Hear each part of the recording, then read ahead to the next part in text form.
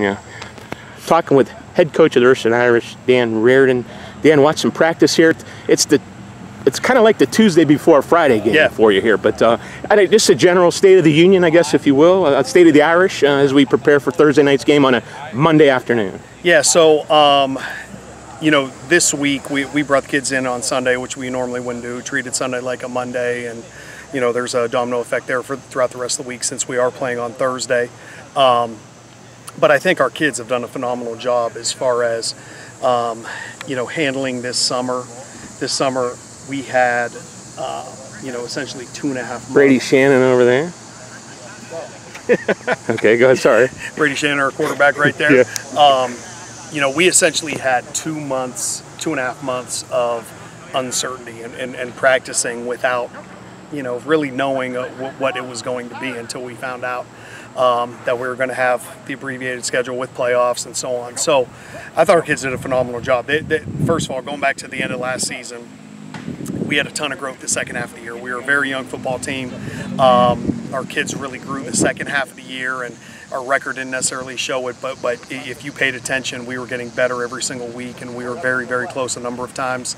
Our kids catapulted that into the off season, had a tremendous off season until mid-March, early March, when the quarantine hit, and then you know, there's some uncertainty until the end of May, and when we saw our kids in early June, when we got the go-ahead to get back together, you know, I really didn't know what our kids were going to look like, if they're going to be in shape, if they had lifted, and I thought our kids did a really good job on their own, and you know, it was really cool to see, because they're kids we hadn't seen for a couple months, and a number of them dramatically changed what their body looked like for the better, and you know, it just was a testament that they're buying into what we're trying to have them do, and you know, they want to be successful. I got to believe you're 800 miles ahead of last year at this particular time, just because of the circumstances. You know? Yeah, no doubt. Even though it's COVID, it's still. Yeah, so, you know, what people don't realize, you know, what the average fan doesn't realize, I don't think, is how much just setting parameters and standards and routines during that first year, and how much easier it is the second year. And that's not even talking about the X's and O's side of things. Just kids understanding the routine that we want to practice with, weight train with, and condition and so on, and you know, how we carry on a Monday, Tuesday, Wednesday practice, and all those different things throughout the course of a season. So, from an administrative standpoint, it's significantly easier as a coach to handle that stuff the second year, and kids just understand. The other thing that's nice is just having one more class of kids in the program that are under our regime and not the previous coaching staff, and you know, so the incoming freshmen, you know, they don't know anything different at this point. So you know, just all those things add up, and then you carry it onto the field with the X's and O's, and just kids understanding what we are doing, what you know, I always talk about having our quarterback and our kids being the head of our offensive coordinator. Why is he calling what he's calling, and what are we expecting if we're calling a certain play or in a certain situation? It's just all those things add up. Yeah, it sounds like a typical offense around this area, you know. You know, we try to be diverse, and you know, I think our skill players this year give us the ability to be diverse. You know, we feel like we have 5 or 6 you know, kids who we don't really skip a beat with at receiver.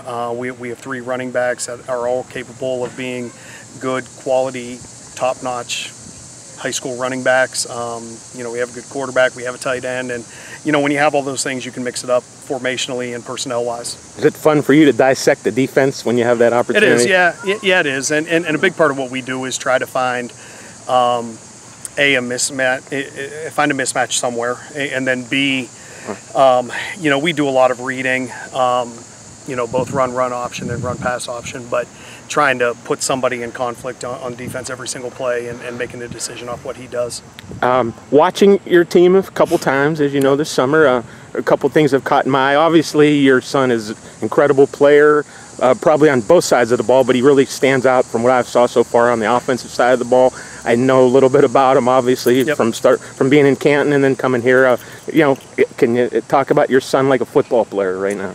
Yeah, I think so. When you grow up around the game, and he's been on this field since he was this big, and when you grow up around the game, there really is something to being a coach's son. Just things you pick up on, and I'm seeing it with my younger son Patrick now, who's getting ready to turn 10, and they both have a very good understanding of the game because they're around it their entire lives, and there's a lot to be said there. But do you watch film with him? Just you two? Yeah, together. And I remember when Matthew was young, taking him if we were going scouting, and I'd give him a job. His job, and this was 5, 6, 7 years old. His job was, tell me who the best player on defense is, tell me who the best player on offense is, and just giving him a simple task like that. And obvious things that you might miss. After 8 or 10 plays, he'd be pretty spot on. And so you start with that, and then just little things, and the thing with both of the boys is that I never forced football on them. They're around it, and usually if you're around something, you pick up on it. But they both have always craved and asked questions, and have been students of the game. But as far as Matthew, from a playing standpoint, if you ask him, I guarantee he'd tell you this. I've told him since he was little, learn how to kick, punt, and long snap, because every coach in America is always scrambling to find those 3 roles every single season, and you're recruiting the hallways trying to find a soccer player, convert a linebacker to be a long snapper or something. So ever since Matthew was little, he's practiced those things, and he's pretty darn good at all 3 of those things, and that's a luxury. Then you throw in the fact, he can play quarterback, he can play receiver, he can play corner, safety, whatever. But a big part of that is his knowledge of the game. You don't ask somebody to do a lot of things if they don't understand what they're doing. They might be physically capable, but you have to be mentally sharp as if you're playing multiple roles as well. Well, obviously he's physically capable, so we'll just kind of skip that part because he has a partner on the other side that looks pretty physically capable as well. You probably know which one I'm referring to, at least tall receiver. Receiver, yeah, Dean Boyd, big tall. Looks unbelievable. Yeah, Dean had a great offseason. Dean played a lot of football for us last year, but he was a young kid, a sophomore, kind of finding his way. He has always had ability. He had a great offseason, put a bunch of good weight, got his butt in the weight room. He had a good basketball season.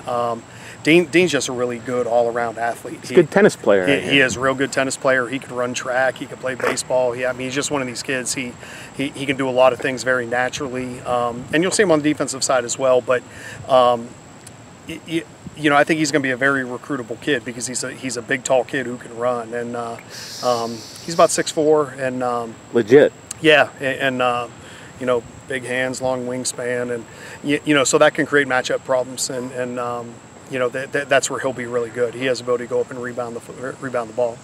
As we move along here, I guess somebody, Brady Shannon, we'll talk about him, but somebody to carry the ball. As you said, you got at least 2-3 options that you can really count on. So the 3 guys, Trent Hill is our leading returning rusher. And played a bunch last year as a sophomore. Davon Jones had an injury where we lost him for a number of weeks last year. So Trent got the lion's share of the carries the second half of the year. But Dante Walker, again, had a really good offseason. DeMarcus McElroy had a really good offseason. And you'll see all 3 of those guys. And all 3 of those guys bring something different to the table. Dante's a really strong physical runner who has good speed. But I mean, his strength is he's strong and hard to bring down. Trent is kind of a tweener. He has the ability to break tackles, but he also has good ability to make you miss. And then DeMarcus McElroy is a real quick cut, get north and south type guy.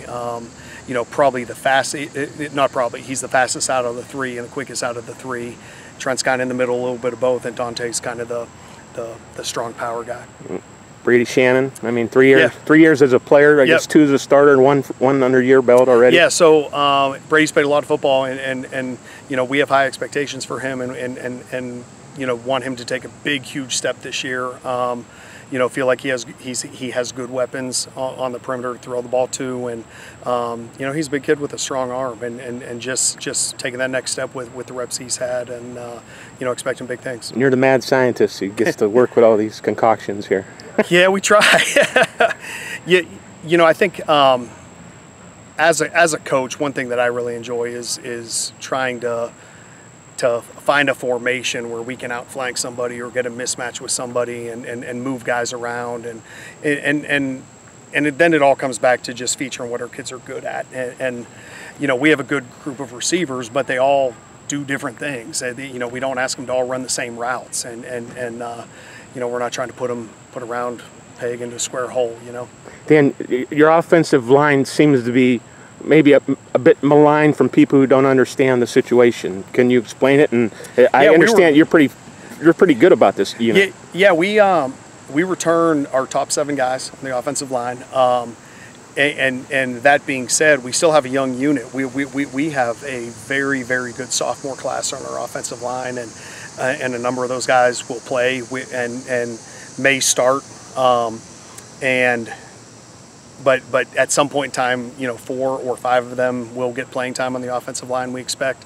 You know, and then we have some juniors and seniors back as well. But the sophomore group is a big, good young group.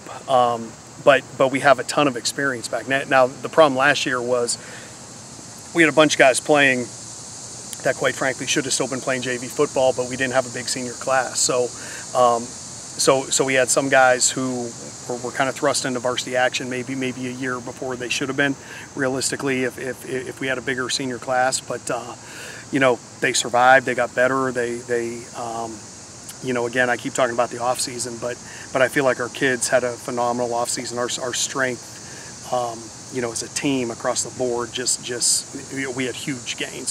So we're excited there. Are you a tandem team, or are you going to use a lot of this? Without really getting in depth, some of the guys you want to mention on defense that you need to stand out for. So you? it's a lot of the same guys. Okay. And so if you mention the 3 tailbacks, they're all full-time players on defense, and then they're going to share the load at running back, and you know, 2 of them will be in the game at times. Sometimes all 3 of them will be in the game, but they'll get their rest on offense, not on defense, generally speaking. You know, in the secondary, it's a lot of the same guys that are playing receiver, and you know, a couple of those guys we consider full-time offensive guys, a couple of them we consider full-time defensive guys, and we try to build in a break on the other side of the ball. And you know, I'm a big believer to try to play guys, you know, kind of 1.5 ways, and it's hard to be a true 2-way player where you're playing every snap. It's just, you know, you run out of gas in the second half if you're doing that. So we try to build in a break somewhere, and you know, so we might have 2 or 3 guys sharing a spot on offense, and they stay on the field on defense, or vice versa. But you know, a lot of the same guys on both sides of the ball. So you know, we feel like we have a lot better depth on the offensive line, and that's good because those guys are sharing time on the defensive line. So, and again, it's just building in where a guy has his break. You know, is there an inspirational leader on that side? Is there somebody that you guys got to count on in the trenches here, maybe, or somebody up front 7 that you need to play well? Yeah, good question. So Ryan Pegues is a really good active defensive lineman for us, real quick. High motor guy, you know, not the biggest guy in the world, but very, very tough to block one-on-one. You know, he's a high motor guy on defense. Dante Walker is our leading returning tackler. You know, those 2 guys at D-line and linebacker, we would be the guys in the front. Trent Hill moved from safety to linebacker, and he's our second leading returning tackler. So, you know, those guys have to have big years for us. You know, the secondary, a lot of those guys played last year, and they have to get 1 year better and continue to develop. And you know, again, just kind of across the board, our expectation is we take a huge step everywhere. And you know, the volume of reps that many of our kids had, the off season that they had, you know, reps both last year and during this camp. You know, that's the expectation. Are you happy with the schedule? I don't want to go real in depth or anything, but you start off this Thursday, and all things considered, I mean, it ended week 7's the focus, really, I guess, maybe overall. Yeah, you know, I kind of joke with our coaches and kids, like, hey, we're going to get playoffs 2020 T-shirts printed up because we're in, you know. Yeah. So, you know, the thing, the way the schedule worked out, I was happy that the area ADs worked it out, and we, you know, we have 6 local teams, and you know, I don't know the last time that Ursuline's entire schedule played all local teams. I mean, you probably got to go back to the 1960s or something, but you know, so we're excited about that. We have 4 home games and 2 games where it's a short bus ride, and you know, we would like to be playing 10 games, but this is the hand we're dealt, and I feel like the ADs did a great job setting it up. Our kids are excited, and then you get to week 7 and roll the dice and see what happens. Have you peaked in who you need to look for down the road? No, not really. Okay. Yeah, we've been. It's been such a whirlwind with. We have all those months where everything's in limbo. Then all of a sudden, okay, you get the go ahead, and now it's kind of whirlwind trying to get everything set. Adjusting schedules, bus schedules, trying to get the tickets ready, and just all those different things that the behind the scenes stuff that the coaching staff and the athletic director's office have to take care of. And the past 10 days have been pretty crazy hectic with all that stuff going on. So. We're focusing on Cheney right now, and then worried about playoffs when we get there. Finally, is there a pecking order that you have for goals as far as league play? I mean, yeah. Do you still approach it that way, or yeah, what do you? First goal is win the Steel Valley Conference. Second goal is to make the playoffs, and third goal is to win it all. And winning the Steel Valley Conference, that includes beating Cardinal Mooney. Obviously, they're in the conference, and to win a championship, you got to go through them. And we're excited. They have a new coaching staff, and I know they're excited as well. So, we're happy that last year they were able to get the conference back together, and hopefully before too long we can add a couple more of these local teams to it. Ursuline's in division, region? So 4. 4? Yeah, and it sounds like they may bracket a little bit depending on seed teams. Yeah, seeding teams and potentially redistributing teams based on some teams not playing and so on. But as far as I know, we're in Division 4. So my final question then would be: is it important to, I don't want to say run the score up at all, but you want to score a lot of touchdowns to make an impression? So I think here's my answer there. Is that I think it's important to play well opening night. I think it has the ability to catapult your team into so much more throughout the season, and we want to play well, and playing well means scoring a lot and not allowing them to score. So that's kind of the standard, and no offense if you run it up then. Well, I didn't say that. I didn't say that. But speaking for you. Yeah. Our goal is to score, and our goal is to stop them when they got the ball, and that's always the goal. And the thing last year, we had so many flashes in the pan of showing the ability to play well, and we rarely put it together for 4 quarters or even for half, for that matter. One week would be the offense was playing well, but the defense wasn't, or maybe for a quarter we put it together on both sides of the ball, and then we didn't play well the next quarter, and things like that. And I think that's the big challenge. Is our kids have shown the ability to play good football. We haven't shown the ability to play good football over an extended period of time in a game yet, okay, since I've been back. And that's kind of the measuring stick. I mean, that's what we talk to the kids about, is putting it all together, and that starts on the practice field. So being a great practice team helps you become a great game night team. Thursday night, YSU? Yep, 7 o'clock. 7 o'clock, Cheney Cowboys. Yep. Good luck, and thanks for being candid, Dan. You and I are friends. We can talk, and I'm not going to apologize for my relationship with you. It's been we've been known each other for a while. And good luck to your son, and good luck to Ursuline. And I'm just happy there's football as you are in this area. We're thrilled to be playing. God bless. So, thank you. Thanks. Take care.